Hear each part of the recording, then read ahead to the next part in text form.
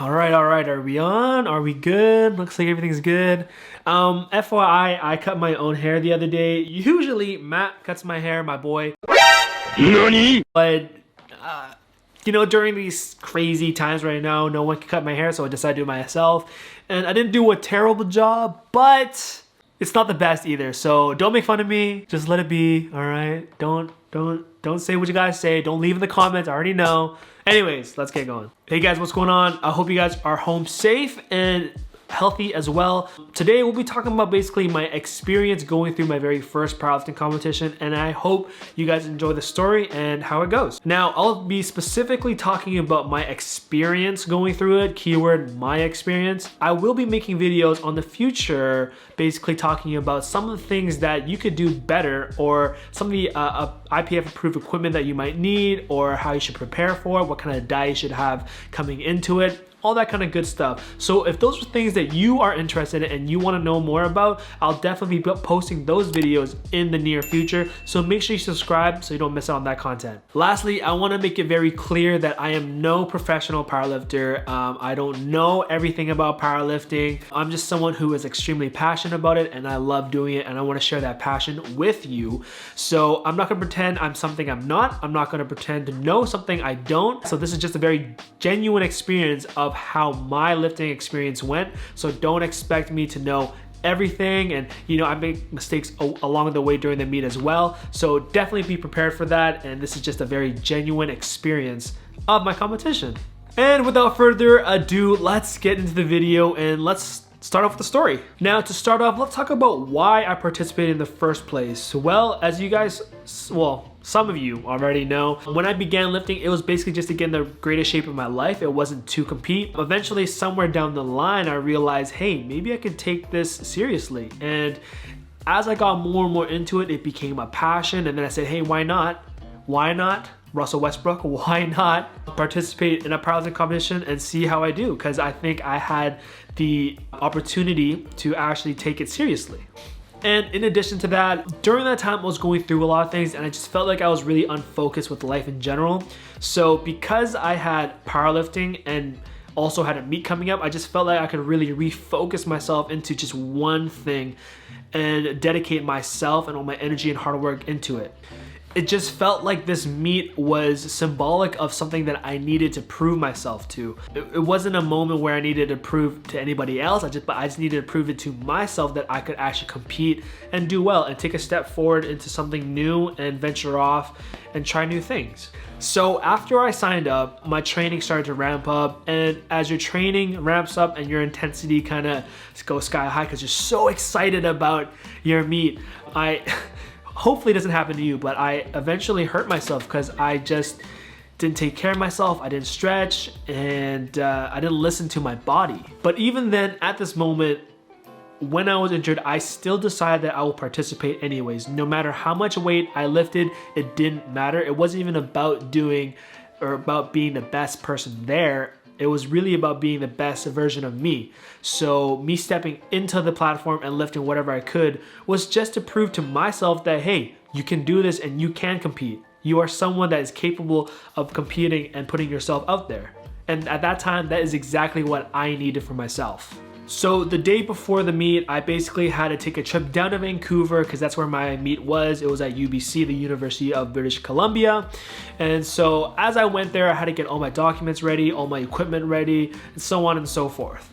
Now, the worst part about it is that one of the documents require you to take basically an online course stating that you won't take any drugs or any sport enhancing illegal drugs, all that kind of stuff. Basically saying don't do steroids when you're doing your lifts. And it probably took me an hour or 2 hours to do, and it sucked. I really hated doing that. So those are one of the things that I probably hate the most about this meet. And so day of the meet, I got to the arena or the stadium or the meet basically 2 hours early because I wanted to familiarize myself with the environment and what the cues were going to be like for the referees. And so in addition to that too, going 2 hours early Obviously, they recommend you to go an hour early anyways, because they want to do your weigh-ins. They have to check your equipment as well. And also you get a little bit of time to refuel yourself. So some people are going to be water cutting and they want to refuel those electrolytes. At my first meet, I wasn't water cutting,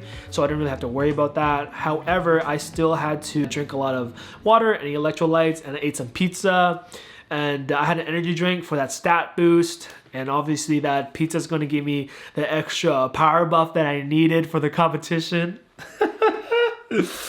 Oh, I'm such a nerd. So for some of the new ones here, just a little side note. Once you get into your powerlifting competition, you have 3 refs, and they basically all sit like a triangle around you.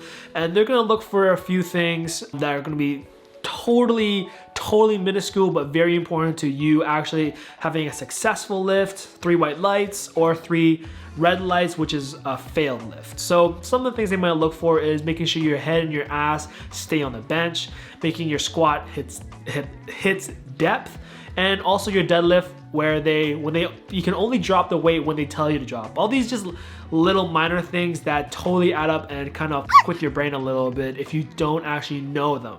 Okay, so I got all my equipment checked out and everything panned out perfectly. Everything was good. My documents were good. My equipment was good and my weight was good, which was 83 kgs. But I weighed in a little bit less than that. But who cares, right? It was my first powerlifting meet, so it doesn't even matter now, or matter then, anyways. So anyways, I got in there and I put all my equipment on, my singlet, my belt, etc., knee sleeves, blah, blah, blah, blah. And I started getting warmed up. So I rolled myself out, and lucky for me, I had a coach there. And with him, he basically guided through all my weights and he guided me through all my warm-ups. Shout out to you, man. I'm super blessed to have met you, and thank you for putting me onto this powerlifting career, man. You're the best. Shameless name drop, but his name's Jeff, and I will drop his Instagram down below. He's the one that does all my training, so make sure you check him out and show him some love. Now, the craziest thing about this entire meet, which will totally surprise you, is that during this entire meet, I didn't know any of the weights that I was lifting.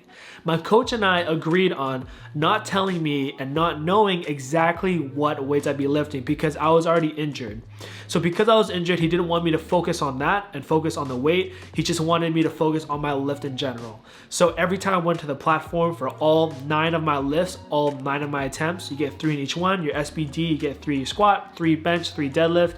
I didn't know any of the weights that I was lifting. This is crazy. I don't recommend you doing that, but it was just something that we decided, like, hey, why not? Let's try it. And so at this point, they call out your name, and my name was called up, and I wasn't even nervous or anything. I was just super focused. And I go out there, I do my very first squat, I killed it. I squatted ass to grass at the time, so they had nothing that they could call because I was going way past parallel. And I think one of the reasons why I wasn't nervous is because I've been squatting for so long, I already knew exactly what my squats were gonna feel like. And also, because I played basketball before, I was already very used to the audience and how they're all eyes on you and all that. So the pressure of the audience looking at me wasn't something they even have to think about. It was really just going out there and doing my lift and just pretending it was like at home in the gym. So it went perfectly. So basically on your 3rd attempt, you want to PR to the best of your ability. And so on my squat, I hit 418 pounds.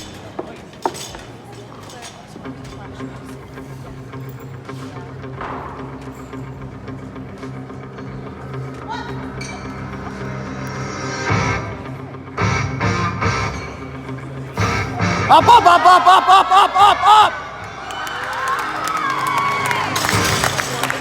And for me, that was a big deal, not only because it was a PR, but because I was injured. I was injured prior to the meet, and I really was just proud of myself that I could heal and be patient about it. And then to put myself on the platform and succeed way better than I thought I could was just such a big W for me. It really was. And not only that, during my very last attempt for my deadlift, I hit 518 pounds, I believe.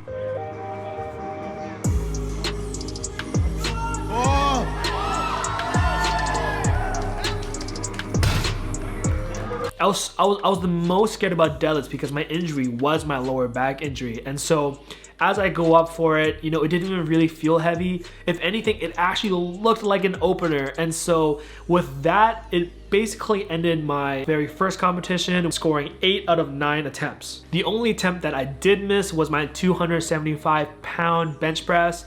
And you know, it is what it is. Bench is probably my weakest lift, and it's not that I was expecting to hit it, but even if I did hit it, it wasn't good because the bar bounced on my chest a little bit, so that would have been a failed lift, and then hit the bar a little bit, blah, blah, blah, blah, like, whatever. Anyways, I hit 275 easy now, so who cares? And that basically is the end of my competition. You know, I finished second place in my weight class, which actually doesn't really mean anything because there's only 3 people competing anyways, but who's counting? Am I right? Now, one of the best things that I didn't mention that was also really amazing about this meet particularly was that my entire family was there to watch me compete. But my grandma fell asleep. But you know, she's old, so whatever, it's fine. Like, I'm not counting, right? No one's counting. But the whole point was that they were all there and they all watched me compete. It was like a 4-hour-long meet.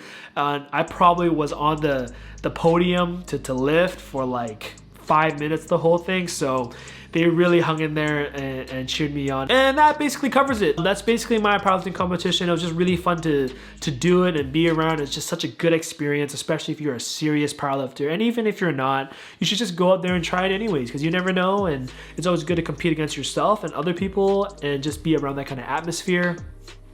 It was just a really good time. So I'm sure a lot of you at this point probably have a lot of questions about, you know, what kind of my diet looked like or how I prepared for it, what were my warm-ups like, all that kind of good stuff. And if you are still wondering about it, make sure you subscribe because I will definitely make a video slash videos on all those kind of questions and how it all went. So again, make sure you subscribe if you want to see that kind of content. It would mean a lot to me. And also, I don't know if you guys noticed, but we've also hit 500 subscribers finally. I'm at like 500-ish, somewhere around there at this point when I'm recording. And thank you so much for the support, and I really appreciate you guys always reaching out to me and leaving comments. It means so much more than you guys think.